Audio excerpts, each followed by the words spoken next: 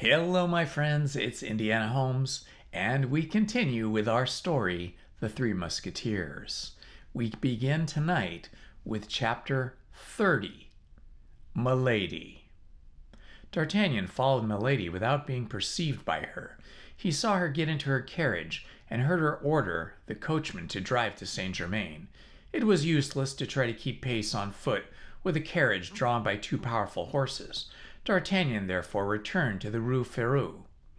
In the Rue des Seines he met Planchet, who had stopped before the house of a pasty cook, and was contemplating it with ecstasy, a cake of the most appetizing appearance.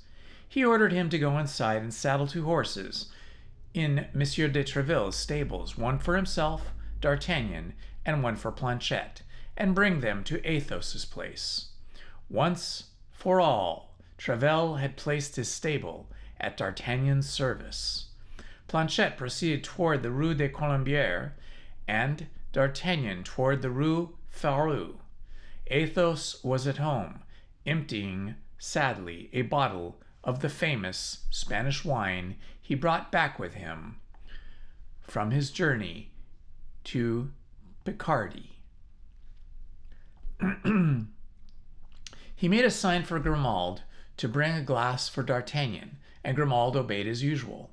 D'Artagnan related to Athos all that had passed at the church between Porthos and the procurator's wife, and how their comrade was probably by that time in a fair way to be equipped. "As for me," replied Athos to his recital, "I am quite at my ease. It will not be women that will defray the expense of my outfit. Handsome, well-bred, noble lord as you are, my dear Athos, neither princess nor queens would be secure from your amorous solicitations." "How young this D'Artagnan is," said Athos, shrugging his shoulders. And he made a sign to Grimaud to bring another bottle. At that moment Planchet put his head modestly in at the half-open door, and told his master that the horses were ready. "What horses?" asked Athos. "Two horses that M. de Tréville lends me at my pleasure, and with which I am now going to take a ride to Saint-Germain." "Well, and what are you going to do at Saint-Germain?" then demanded Athos. Then D'Artagnan described the meeting which he had had at the church, and how he had found that lady who, with Seigneur in the black cloak, and with the scar near his temple, filled his mind constantly. "That is to say, you are in love with this lady, as you were with Madame Bonchenou?" said Athos, shrugging his shoulders contemptuously, as if he pitied human weakness. "I? Not at all," said D'Artagnan. "I am only curious to unravel the mystery to which she is attached. I do not know why, but I imagine that this woman, wholly unknown to me as she is, and wholly unknown to her as I am, has an influence over my life." "Well, perhaps you are right," said Athos.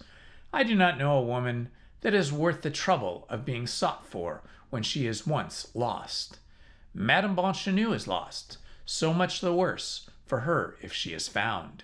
"No, Athos, no, you are mistaken," said D'Artagnan. "I love my poor Constance more than ever, and if I knew the place in which she is, were it at the end of the world, I would go to free her from the hands of her enemies. But I am ignorant. All my researches have been useful. What is to be said? I must divert my attention. Amuse yourself with Milady, my dear D'Artagnan. I wish you may, with all my heart, if you will, amuse yourself." "Hear me, Athos," said D'Artagnan. "Instead of shutting yourself up here as if you were under arrest, get on horseback and come take a ride with me to Saint-Germain." "My dear fellow," said Athos, "I ride horses when I have any. When I have none, I go afoot." "Well," said D'Artagnan, smiling at the misanthropy of Athos, which from any other person would have offended him, "I ride what I can get. I am not so proud as you. So, au revoir, dear Athos." "Au revoir," said the Musketeer, making a sign to Grimaud to uncork the bottle he had just brought. D'Artagnan and Planchet mounted and took the road to Saint-Germain. All along the road, what Athos had said respecting Madame Bonchenot recurred to the mind of the young man. Although D'Artagnan was not of a very sentimental character, the mercer's pretty wife had made a real impression upon his heart. As he had said, he was ready to go to the ends of the world to seek her, but the world being round has many ends, so that he did not know which way to turn. Meantime, he was going to try to find Milady. Milady had spoken to the man in the black cloak, therefore she knew him. Now, in the opinion of D'Artagnan, it was certainly the man in the black cloak who had carried off Madame Bonchenot the second time. As he had carried her off the first, D'Artagnan then only half lied, which is lying but a little, when he said that by going in search of Milady, he at the same time went in search of Constance. Thinking of all this, and from time to time giving a touch the spur to his horse, D'Artagnan completed his short journey and arrived at Saint-Germain. He had just passed by the pavilion in which 10 years later Louis XIV was born. He rode up a very quiet street, looking to the right and to the left to see if he could catch any vestige of his beautiful English woman. When the ground floor of a pretty house, which according to the fashion of the time had no window toward the street, he saw a face peep out with which he thought he was acquainted. This person walked along the terrace, which was ornamented with flowers. Planchet recognized him first. "Ah, monsieur," said he, addressing D'Artagnan, "don't you remember that face which was blinking yonder?" "No," said D'Artagnan, "and yet I am certain it is not the first time I have seen that visage." "Parbleu! I believe it is not," said Planchet. "Why, it is poor Lubin, the lackey of Comte de Wardes, he who come and took such good care of a month ago at Calais, on the road to the governor's country house." "So it is," said D'Artagnan. "I know him now. Do you think he would recollect you?" "My faith, monsieur, he is in such trouble that I doubt if he can retain a very clear recollection of me." "Well, go and talk with the boy," said D'Artagnan, "and make out, if you can, from his conversation, whether his master is dead." Planchet dismounted and went straight up to Lubin, who did not at all remember him, and the two lackeys began to chat, the best understanding possible, while D'Artagnan turned the two horses into a lane, went round the house, and came back to watch the conference from behind a hedge of filberts. At the end of an instant observation, he heard a noise of a vehicle, and saw Milady's carriage stop opposite to him. He could not be mistaken. Milady was in it. D'Artagnan leaned upon the neck of the horse in order that he might see without being seen. Milady put her charming blonde head out the window and gave her orders to her maid. The latter, a pretty girl of about 20 or 22 years of age, and active and lively, the true soubrette of a great lady, jumped from the step upon which, according to custom of the time, she was seated, and took her way toward the terrace upon which D'Artagnan had perceived Lubin. D'Artagnan followed the soubrette with his eyes, and saw her go toward the terrace, but it happened that someone in the house called Lubin, so that Planchet remained alone, looking in all directions for the road where D'Artagnan had disappeared. The maid approached Planchet, whom she took for Lubin, and holding out a little billet to him, said, "For your master." "For my master?" replied Planchet, astonished. "Yes, and important. Take it quickly." Thereupon she ran toward the carriage, which had turned round toward the way it came, jumped upon the step, and the carriage drove off. Planchet turned and returned the billet. Then, accustomed to the passive obedience, he jumped down from the terrace, ran toward the lane, and at the end of 20 paces met D'Artagnan, who, having seen all, was coming to him. "For you, monsieur," said Planchet, presenting the billet to the young man. "For me?" said D'Artagnan. "Are you sure of that?" "Pardieu, monsieur, I can't be more sure." The sorbet said, "For your master. I have no other master but you, so a pretty little lass, my faith, is that sorbet." D'Artagnan opened the letter and read these words: "A person who takes more interest in you than she is willing to confess wishes to know on what day it will suit you to walk in the forest. Tomorrow, at the Hotel Field of the Cloth of Gold, a lackey in black and red will wait for your reply." "Oh," said D'Artagnan, "this is rather warm. It appears that Milady and I are anxious about the health of the same person. Well, Planchet, how is good Monsieur de Wardes? He is not dead yet, then?" "No, monsieur. He is as well as the man can be, with 4 sword wounds in his body. For you, without question, inflicted 4 upon the dear gentleman, and he is still very weak, having lost almost all his blood. As I said, monsieur, Lubin did not know me, and told me our adventure from one end to the other. Well done, Planchet. You are the king of lackeys. Now jump onto your horse, and let us overtake the carriage." This did not take long. At the end of 5 minutes, they perceived the carriage drawn up on the roadside. A cavalier, richly dressed, was close to the door. The conversation between Milady and the cavalier was so animated that D'Artagnan stopped on the other side of the carriage without anyone but the pretty soubrette perceiving his presence. The conversation took place in English, a language which D'Artagnan could not understand, but by the accent of the young man plainly saw that the beautiful Englishwoman was in a great rage. She terminated it by an action which left no doubt as to the nature of this conversation. This was a blow with her fan, applied with such force that a little feminine weapon flew into 1,000 pieces. The cavalier laughed aloud, which appeared to exasperate Milady still more. D'Artagnan thought this was the moment to interfere. He approached the door, and taking off his hat respectfully, said, "Madame, you will permit me to offer you my services. It appears to me this cavalier has made you very angry. Speak one word, madame, and I shall take it upon myself to punish him for his want of courtesy." At the first word, Milady turned, looking at the young man with astonishment, and when he had finished, she said in very good French, "Monsieur, I should, with great confidence, place myself under your protection if the person with whom I quarrel were not my brother." "Ah, excuse me then," said D'Artagnan. "You must be aware that I was ignorant of that, madame." "What is that stupid fellow troubling himself about?" cried the cavalier, whom the lady had designated as her brother, stooping down to the height of the coach window. "Why does not he go about his business?" "Stupid fellow yourself," said D'Artagnan, stooping in his turn on the neck of his horse, and answering on the side through the carriage window. "I do not go because it pleases me to stop here." The cavalier addressed some words in English to his sister. "I speak to you in French," said D'Artagnan. "Be kind enough, then, to reply to me in the same language. You are Madame's brother, I learn. Be it so, but fortunately you are not mine." It might be thought that Milady, timid as women are in general, would have interposed in this commencement of mutual provocations in order to prevent the quarrel from going too far, but on the contrary, she threw herself back in the carriage and called out coolly to the coachman, "Go on home." The pretty soubrette cast an anxious glance at D'Artagnan, whose good looks seemed to have made an impression on her.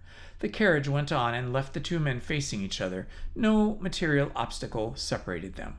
The cavalier made a movement as if to follow the carriage, but D'Artagnan, whose anger, already excited, was much increased by the recognizing him, the Englishman of Amiens, who had won his horse, and who had been very near winning his diamond of Athos, caught at his bridle and stopped him.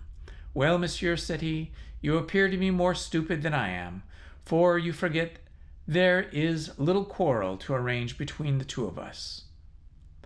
"Ah, well, monsieur," said he to the Englishman, "it is you, my master. It seems you must always be playing some game or other." "Yes, and that reminds me that I have a revenge to take. We will see, my dear monsieur, if you can handle a sword as skillfully as you can a dice-box." "You see plainly that I have no sword," said the Englishman. "Do you wish to play the braggart with an unarmed man?" "I hope you will have a sword at home, but at all events I have two, and if you like I will throw with you for one of them." Needless, said the Englishman. I am well furnished with such playthings. Very well, my worthy gentleman, replied D'Artagnan. Pick out the longest, and come and show it to me this evening. Where, if you please? Behind the Luxembourg. That's a charming spot for such amusements as the one I propose to you. That will do. I will be there. Your hour, 6 o'clock.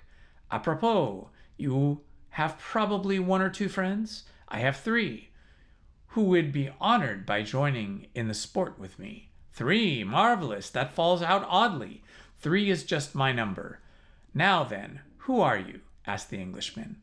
I am Monsieur d'Artagnan, a Gascon gentleman, serving in the King's Musketeers, and you? I am Lord de Winter, Baron Schoenfield. Well, then, I am your servant, Monsieur Baron, said D'Artagnan, though you have names rather difficult to recollect, and touching his horse with his spur, he cantered back to Paris, as he was accustomed to do in all cases of consequence. D'Artagnan went straight to the residence of Athos. He found Athos reclining upon a large sofa, where he was waiting, as he said, for his outfit to come to find him. He related to Athos all that had passed, except the letter to Monsieur de Wardes. Athos was delighted to find he was going to fight an Englishman. We might say that was his dream. They immediately sent their lackeys for Porthos and Aramis, and on their arrival made them acquainted with the situation. Porthos drew his sword from the scabbard and made passes at the wall, springing back from time to time, making contortions like a dancer. Aramis, who was constantly at work at his poem, shut himself up in Athos' closet, and begged not to be disturbed before the moment of drawing swords. Athos, by signs, desired Grimaud to bring another bottle of wine.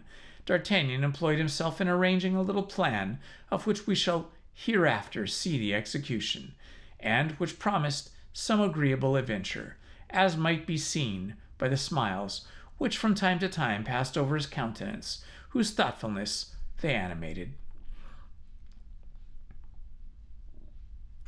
Chapter 31. The hour having come, they went with their 4 lackeys to a spot behind the Luxembourg, given up to the feeding of goats. Athos threw a piece of money to the goat-keeper to withdraw. The lackeys were ordered to act as sentinels. And now the English and French. A silent party soon drew near the same enclosure and entered and joined the Musketeers. Then, according to foreign custom, the presentations took place. The Englishmen were all men of rank. Consequently, the odd names of their adversaries were for them not only a matter of surprise, but annoyance. But after all, said Lord de Winter, when the 3 friends had been named, we do not know who you are. We cannot fight with such names. They are names of shepherds. Therefore your lordship may suppose they are only assumed names, said Athos.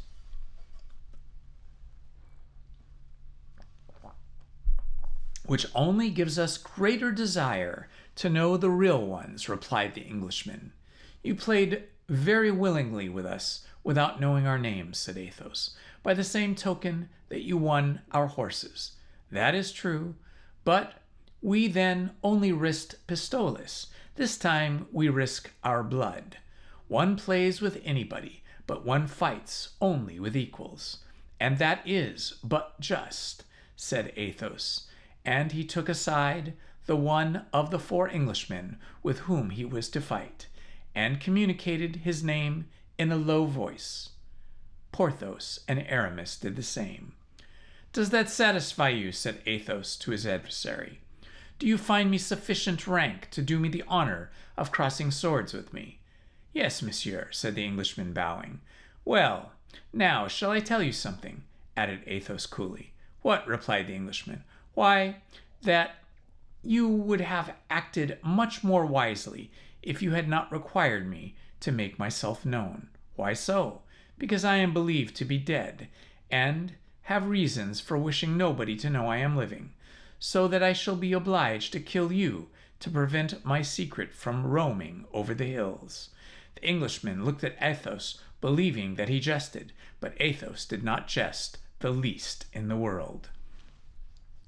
Gentlemen, said Athos, addressing at the same time his companions and their adversaries, are we ready? Yes, answered the Englishman and the Frenchman, as they did in one voice.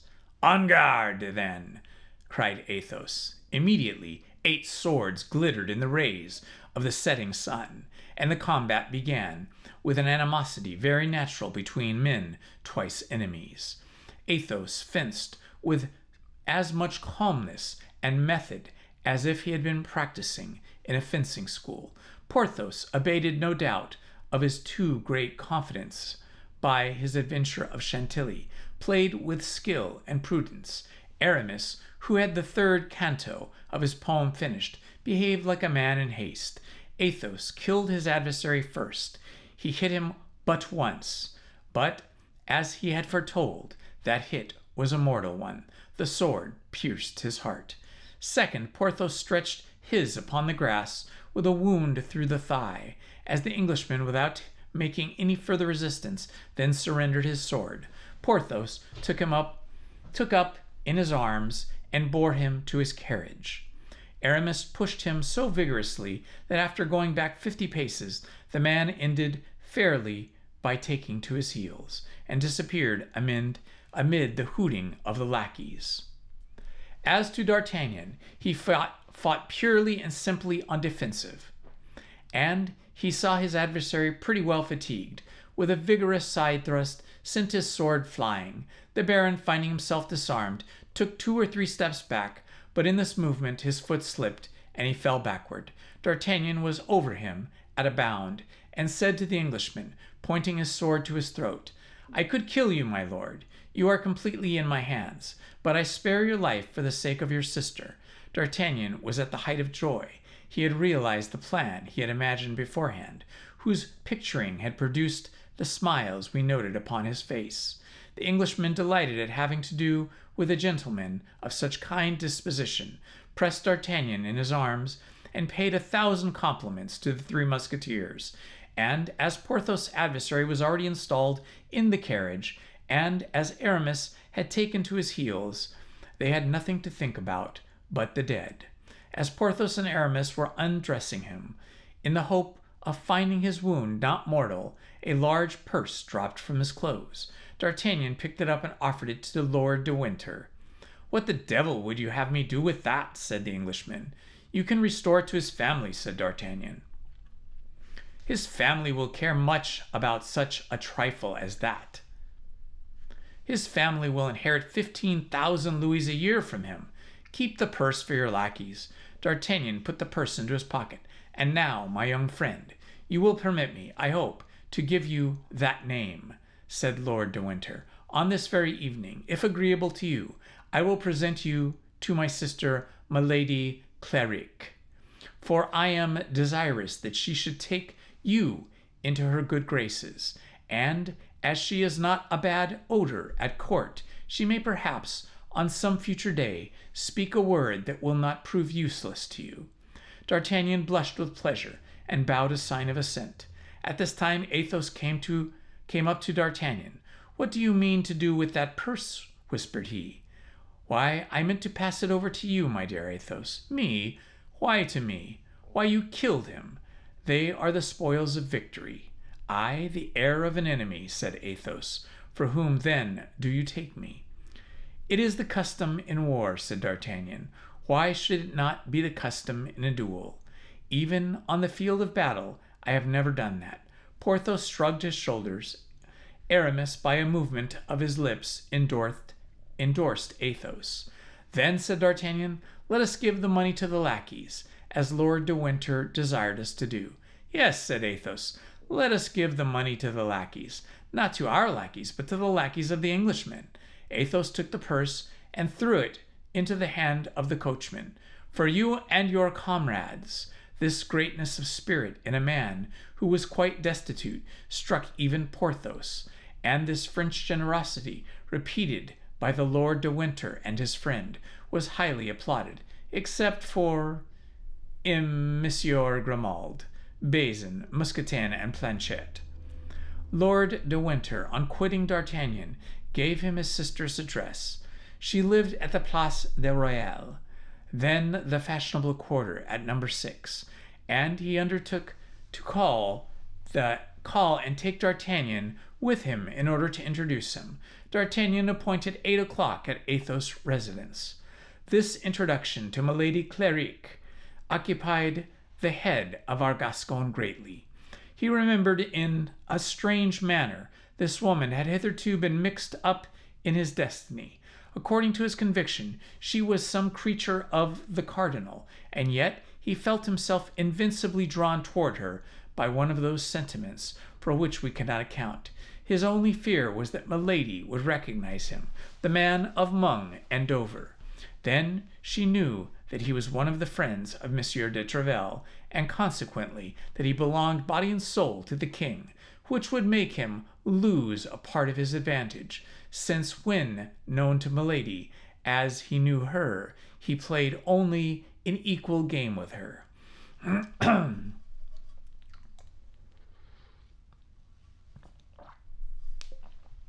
As to the commencement and intrigue between her and Monsieur de Wardes, our presumptuous hero gave but heed to that. Although the Marquis was young, handsome, rich, and high in the cardinal's favor, it is not for nothing we are but 20 years old, above all, if we were born at Tarbes. D'Artagnan began by making his most splendid toilet, then returned to Athos, and according to custom related everything to him. Athos listened to his projects, then shook his head and recommended prudence to him, with a shade of bitterness. "What?" said he. "You have just lost one woman, whom you call good, charming, perfect, and here you are running headlong after another." D'Artagnan felt the truth of this reproach. "I loved Madame Bonchenue with my heart, while I only love Milady with my head," said he, in getting introduced to her. "My principal object is to ascertain what part she plays at court. The part she plays, pardieu! It is not difficult to divine that. After all, you have told me she is some emissary of the cardinal, a woman who will draw you into a snare into which you will never leave your head." "The devil," said Monsieur de Athos. "You view things on the dark side, methinks." "My dear fellow, I mistrust women. I can believe otherwise. I bought my experience dearly, particularly fair women. Milady is fair, you say. She has the most beautiful light hair imaginable." "Ah, my poor D'Artagnan," said Athos. "Listen to me. I want to be enlightened on the subject. Then, when I shall have learned what I desire to know, I will withdraw." "Be enlightened," said Athos, phlegmatically. Lord de Winter arrived at the appointed time, but Athos, being warned of his coming, went into another chamber. He thence found D'Artagnan alone, and as it was nearly 8 o'clock, he took the young man with him. An elegant carriage waited below, and as it was drawn by 2 excellent horses, they were soon at Place de Royal. Milady Clark received D'Artagnan ceremoniously. Her hotel was remarkably sumptuous, and with the most part of the English had quit, or were about to quit, France on account of the war. Milady had just been laying out much money upon her residence, which proved that the general measure which drove the English from France did not affect her. "You see," said Lord de Winter, presenting D'Artagnan to his sister, "a young gentleman who has held my life in his hands, and who has not abused his advantage, although we have been twice enemies, although it was I who insulted him, and although I am an Englishman. Thank him, then, madame, if you will have any affection for me." Milady frowned slightly.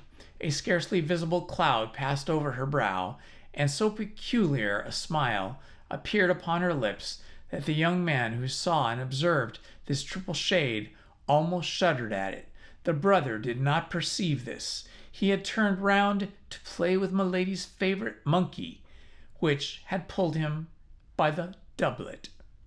"You are welcome, monsieur," said Milady, in a voice whose singular sweetness contrasted with the symptoms of ill humor which D'Artagnan had just remarked.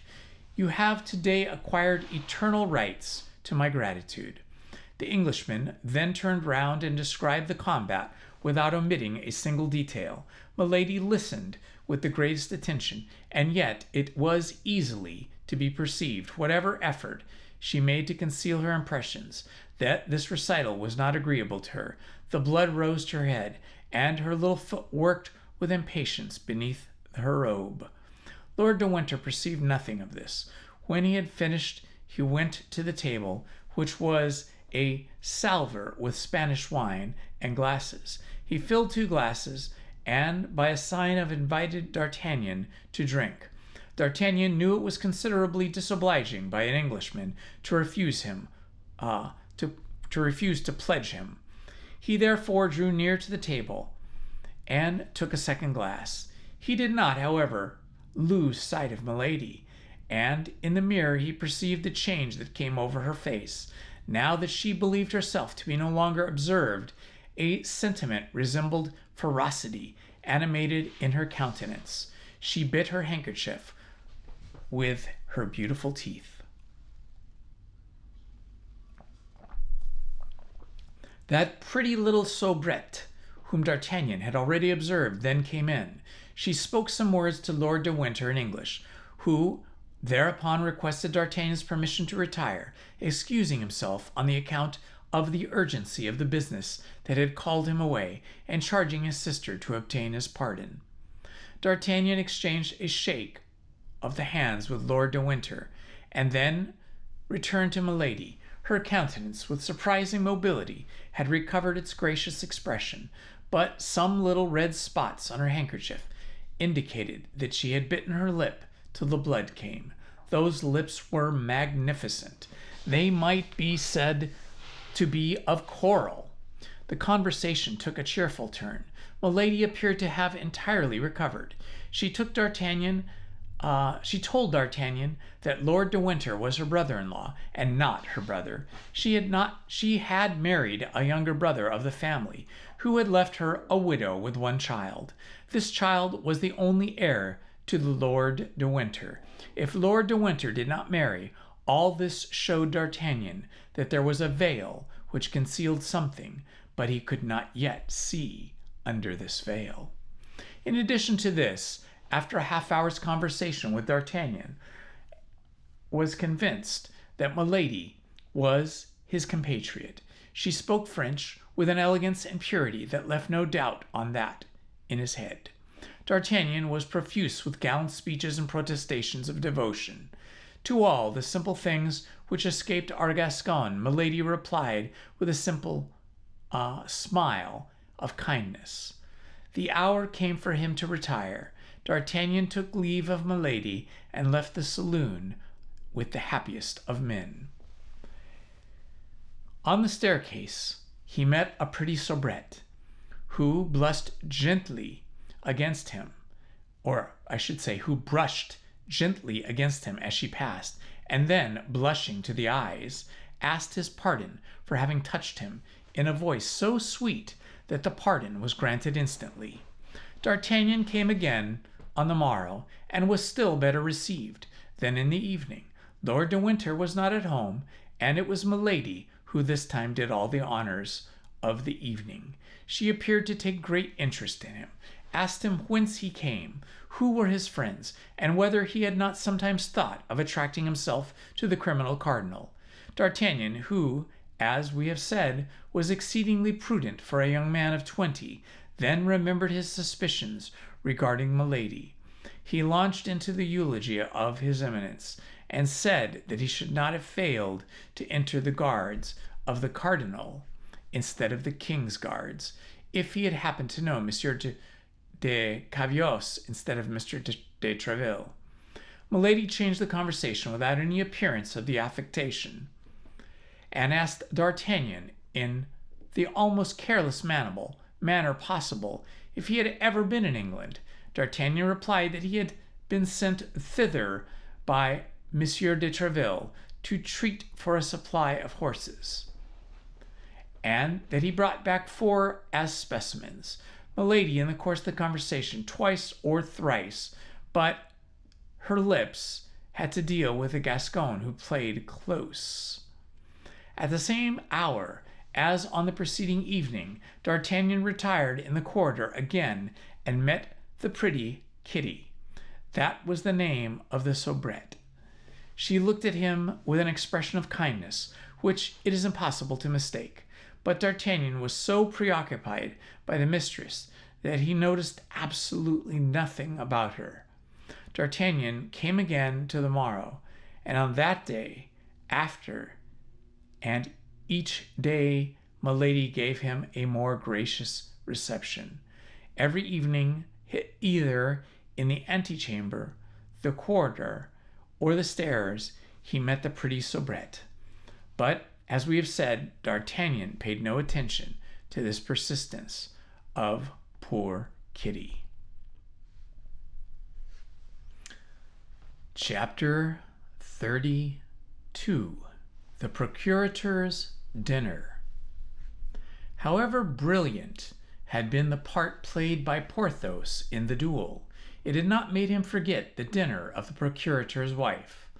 On the morrow he received the last touches of Mousqueton's brush for an hour, and took his way toward the Rue aux Ours, with the steps of a man who had doubly in favor with fortune. His heart beat, but not like that of D'Artagnan's, with a young and impatient love. No, more material interest stirred in his blood. He was about at last to pass that mysterious threshold, to climb those unknown stairs by which, one by one, the old crowns of Monsieur Coquenard had ascended.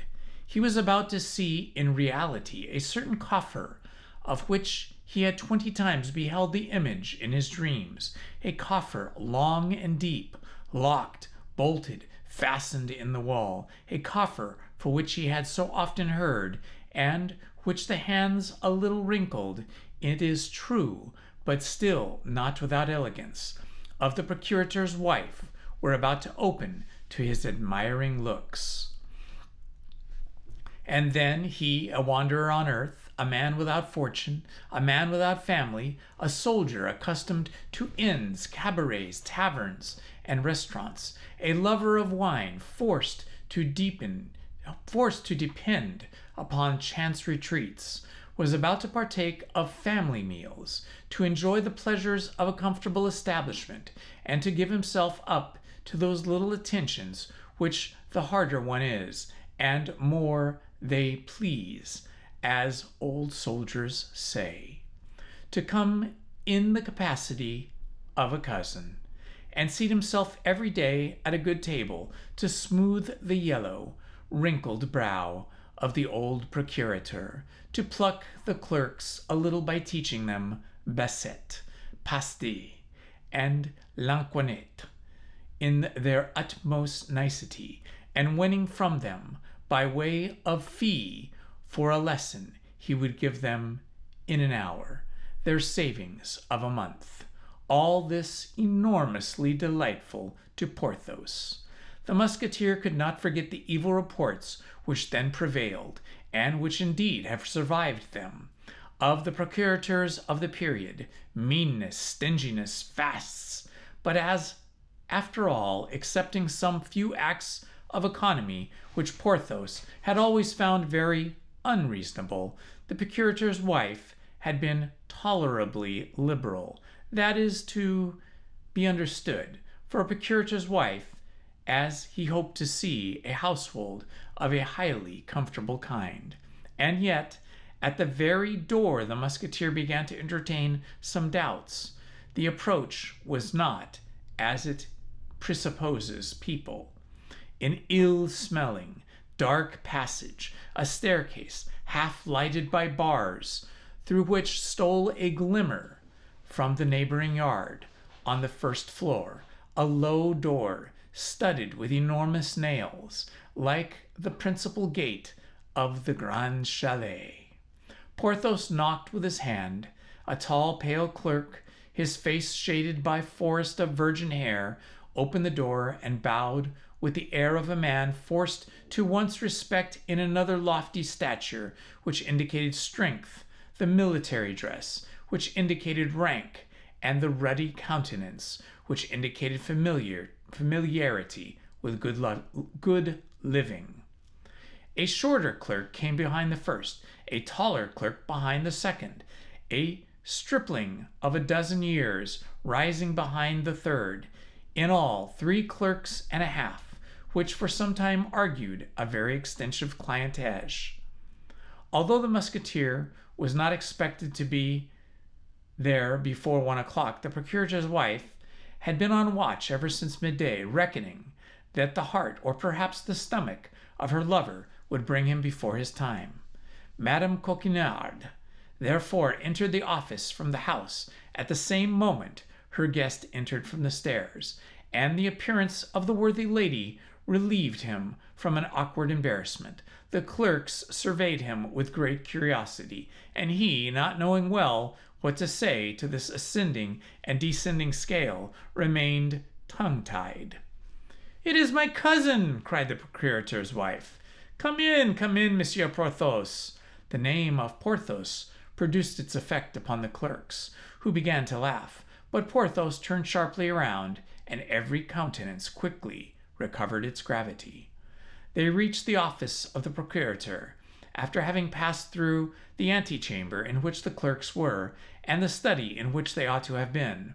The last apartment was a sort of dark room littered with papers. On quitting the study, they left the kitchen on the right and entered the reception room. All these rooms, which communicated with one another, did not inspire Porthos favorably. Words might be heard at a distance, though through all these open doors. Then, while passing, he cast a rapid investigating glance into the kitchen, and he was obliged to confess to himself, to the shame of the procurator's wife and his own regret, that he did not see that fire, that animation, that bustle, which, when a good repast is on foot, prevails generally in that sanctuary of good living. The procurator had without a doubt warned of his visit, as he expressed no surprise at the sight of Porthos, who advanced toward him with a sufficiently easy air and saluted him courteously. "We are cousins, it appears, Monsieur Porthos," said the procurator, rising, yet supporting his weight upon his arms of the cane chair. The old man, wrapped in a large black doublet, in which the whole of his slender body was concealed, was brisk and dry. His little gray eyes shone like carbuncles, and appeared, with his grinning mouth, to be only part of his face in which life survived. Unfortunately, the legs began to refuse their service to this bony machine. During the last 5 or 6 months, this weakness had been felt, and the worthy procurator had nearly become the slave of his wife. The cousin was received with resignation. That was all. Monsieur Coquenard, firm upon his legs, would have declined all relationship with Mr. Porthos. "Yes, monsieur, we are cousins," said Porthos, without being disconcerted, as he had never reckoned upon being received enthusiastically by the husband. "By the female side, I believe," said the procurator, maliciously. Porthos did not feel the ridicule of this, and took it for a piece of simplicity, at which he laughed in his large moustache. Madame Coquenard, who knew that a simple-minded procurator was a very rare variety in the species, smiled a little and colored a great deal. Monsieur Coquenard had, since the arrival of Porthos, frequently cast his eyes with great uneasiness upon a large chest placed in front of his oak desk. Porthos comprehended that this chest, although it did not correspond in shape with that which he had seen in his dreams, must be blessed, and be a blessed coffer indeed. And he congratulated himself that the reality was several feet higher than the dream. Monsieur Coquenard did not carry his genealogical investigations any further, but withdrawing his anxious look from the chest, and fixing it upon Porthos, he contented himself with saying, Monsieur, our cousin, will you do us the favor of dining with us once before his departure for the campaign? Will he not, Madame Coquenard?" This time, Porthos received the blow right in his stomach, and felt it. It appeared likewise that Madame Coquenard was not less affected by it on her part, for she added, "My cousin will not return if he finds that we do not treat him kindly, but otherwise he has so little time to pass in Paris, and consequently to spare to us, that we must entreat him to give us every instant he can call his own for the previous to his departure." "Oh, my legs, my poor legs, where are you?" murmured the Coquenard, and he tried to smile. This succour, which came to Porthos at the moment in which he was attacked in his gastronomic hopes, inspired much gratitude in the Musketeer toward the procurator's wife. The hour of the dinner arrived soon. They passed into the eating room, a large dark sitting room situated opposite the kitchen. The clerks, who, as it appeared, had smelled unusual perfumes in the house, were of military punctuality, and held their stools in hand, quite ready to sit down. Their jaws moved preliminarily with fearful threatenings.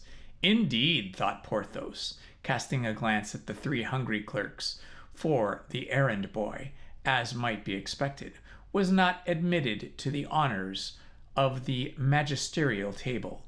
"In my cousin's place, I would not keep such gourmands. They look like shipwrecked sailors who have not eaten for 6 weeks." Monsieur Coquenard entered, pushing along upon his armchair with the castors by Madame Coquenard, whom Porthos assisted in rolling her husband up to the table. He then had scarcely entered when he began to agitate his nose and his jaws after the example of his clerks. "Oh no," said he, "here is a soup which is rather inviting." "What the devil can they smell so extraordinary in the soup?" said Porthos, at the sight of a pale liquid, abundant but entirely free from meat, on the surface of which a few crusts swam about as rare as islands of an archipelago. Madame Coquenard smiled, and upon a sign from her everywhere and every one eagerly took his seat. Monsieur Coquenard was served first, then Porthos, afterwards Madame Coquenard filled her own plate and distributed the crusts without soup to the impatient clerks. At this moment the door of the dining room unclosed with a creak, and Porthos perceived through the half-open flap the little clerk who had not been allowed to take part in the feast, ate his dry bread in the passage with the double odor of the dining room and the kitchen. After the soup, the maid brought a boiled fowl, a piece of magnificence which caused the eyes of the diners to dilate in such a manner that they seemed ready to burst. "One may see that you love your family, Madame Coquenard," said the procurator, with a smile that was almost tragic. "You are certainly treating your cousin very handsomely." The poor fowl was thin, and covered with one of those thick, bristly skins, through which the teeth cannot penetrate with all their efforts. The fowl must have been sought for a long time on the perch, to which it had retired to die of old age. "The devil," thought Porthos, "this is poor work. I respect old age, but I don't much like it boiled or roasted." And he looked round to see if anybody partook of his opinion. But, on the contrary, he saw nothing but eager eyes which were devouring in anticipation that sublime fowl which was the object of his contempt. Madame Coquenard drew the dish toward her, skillfully detached the 2 great black feet, which she placed upon her husband's plate, cut off the neck, which she had put on one side of herself, raised the wing for Porthos, and then returned the bird otherwise intact to the servant who had brought it in, who disappeared with it before the Musketeer had time to examine variations which disappointment produces upon fear, according to the characters and temperaments of those who experienced it. In the place of the fowl, a dish of haricot, beans, made its appearance, an enormous dish in which some bones of mutton, and at first sight one might be believed to have had some meat on them, pretend to show themselves. But the clerks were not dupes of this deceit, and their lugubrious looks settled down into resigned countenances. Madame Coquenard distributed this dish to the young men with moderation of a good housewife. The time for wine came. Monsieur Coquenard poured from a very small stone bottle the third of a glass for each of the young men, served himself in about the same proportion, and passed the bottle to Porthos and Madame Coquenard. The young men filled up their third of a glass with water. Then, when they had drunk half the glass, they filled it up again, and continued to do so. This brought them, by the end of the repast, to swallowing a drink from which the color of the ruby had passed to that of a pale topaz. Porthos ate his wing of fowl timidly, and shuddered when he felt the knee of the procurator's wife under the table, as it came in search of his. He also drank half a glass of this sparingly served wine, and found it to be nothing but that horrible Montreuil, the terror of all expert palates. Monsieur Coquenard saw him swallowing this wine undiluted, and sighed deeply. "Will you eat any of these beans, cousin Porthos?" said Madame Coquenard, in a tone which says, "Take my advice, don't touch them." "Devil take me if I taste one of them," murmured Porthos to himself, and then said aloud, "Thank you, my cousin, I am no longer hungry." There was silence. Porthos could hardly keep his countenance. The procurators repeated several times, "Ah, Madame Coquenard, accept my compliments. Your dinner has been a real feast. Lord, how I have eaten!"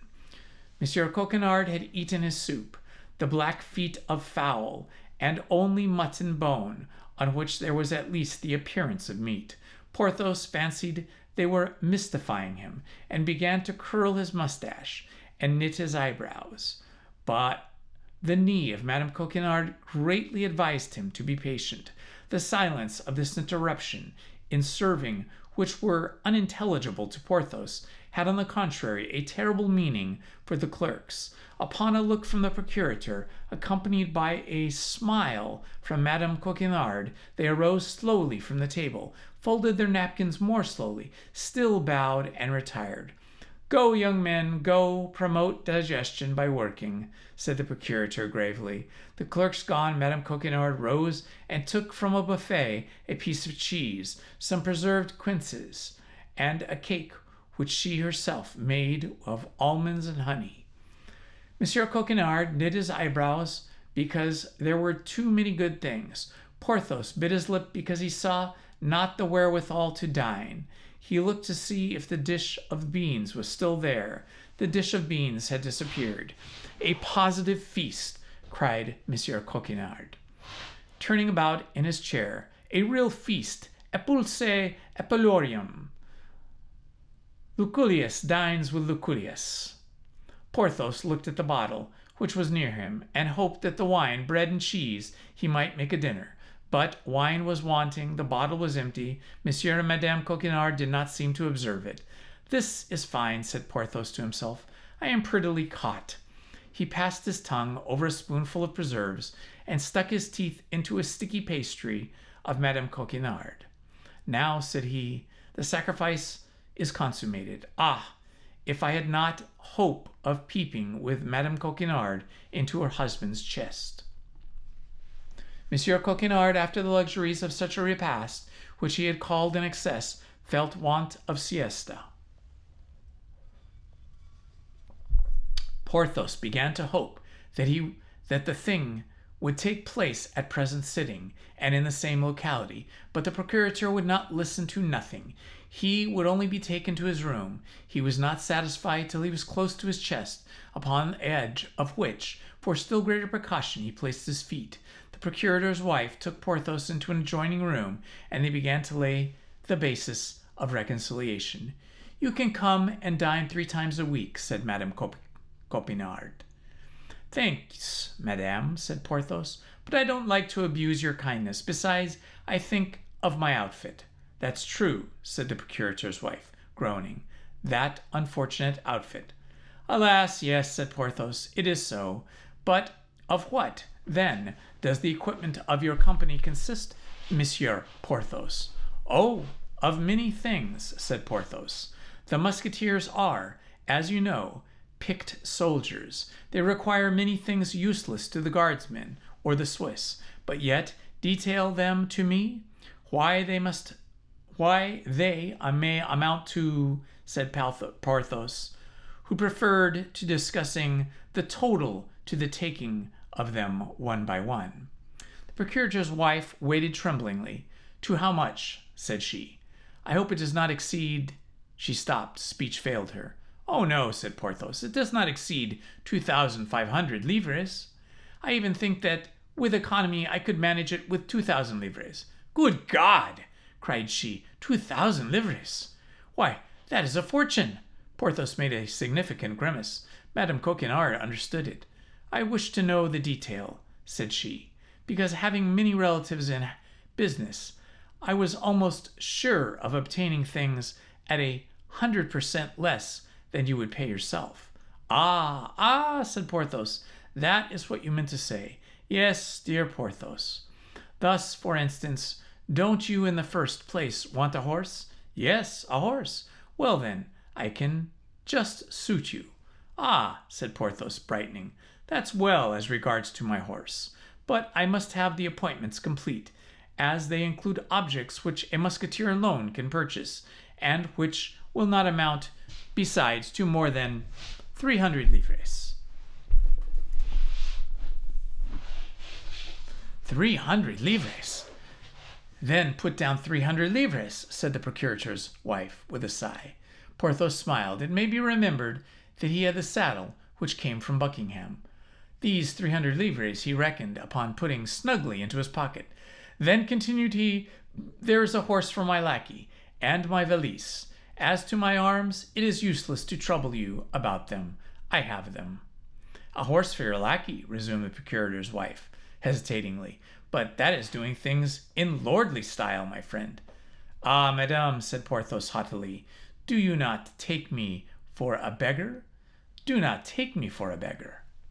No, I only thought that a pretty mule makes sometimes a good in appearance as a horse, and it seemed to me that by getting a pretty mule for Mousquetin— Well, agreed, for a pretty mule, said Porthos. You are right.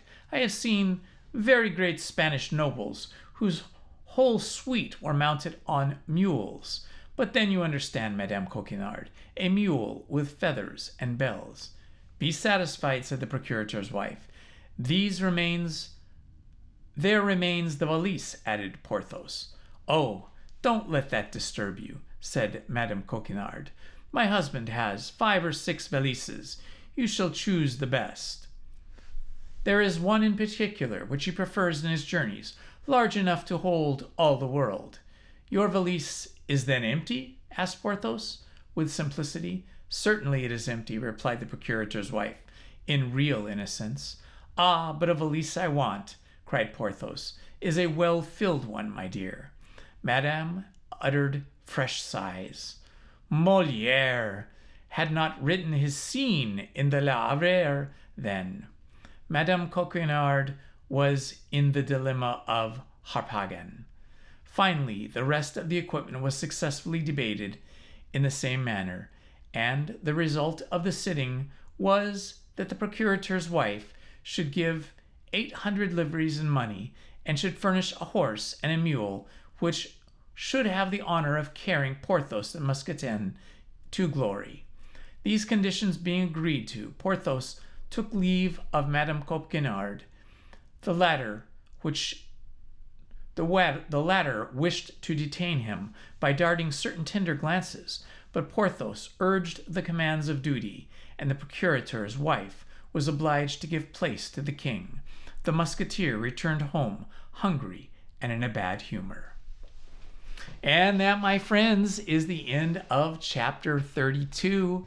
We will continue this tomorrow night.